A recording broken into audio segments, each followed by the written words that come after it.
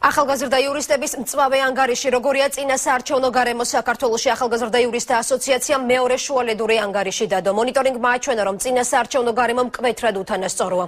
კვლევის მიმდინარეობის დროს იურისტებმა რამდენიმე პრობლემა გამოავლინეს. დასკვნა კი ასეთია: წინა საარჩევნო გარემო მმართველი გუნდის სასარგებლოდ მეტისმეტად მიკერძოებულია. ნაციონალური მოძრაობის სასარგებლოდ ხდება ადმინისტრაციული რესურსის გამოყენება. გამოვლენილია მომრჩევლების მოსყიდვის ფაქტები, პოლიტიკური ნიშნით მოქალაქეების დევნის, დაშინებისა და სამსახურიდან გაშვების შემთხვევები. ანგარიშის ავტორები ამბობენ, რომ საჯარო სამსახურები, რომლებიც აპოლიტიკურები უნდა იყოს, პირიქით ძალიან პოლიტიზირებულია. პოლიცია კი ძირითად შემთხვევებში საკუთარ მოვალეობებს ვერ ასრულებს. საანგარიშო პერიოდში იმატა მნიშვნელოვნად ჟურნალისტების მიმართ პროფესიული საქმიანობის დროს ხელი შეშლის ფაქტებმაც, რომლებსაც ძირითადად ადგილობრივ თვითმმართველობის საჯარო მოხელეები ახორციელებდნენ.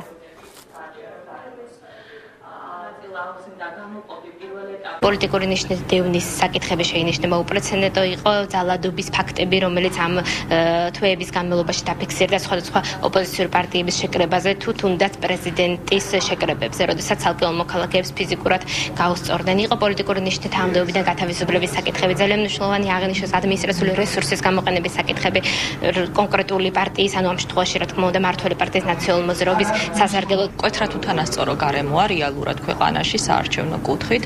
არის სახელმწიფო ორგანოების მიერ გადაწყვეტილების მიღების თვითნებური განმარტება, შემთხვევაში კანონის და გარკვეულწილად ეს ხორციელდება რაღაც მაინც და მაინც ოპოზიციური პოლიტიკური გაერთიანებების საწინააღმდეგო გადაწყვეტილებების მიღება.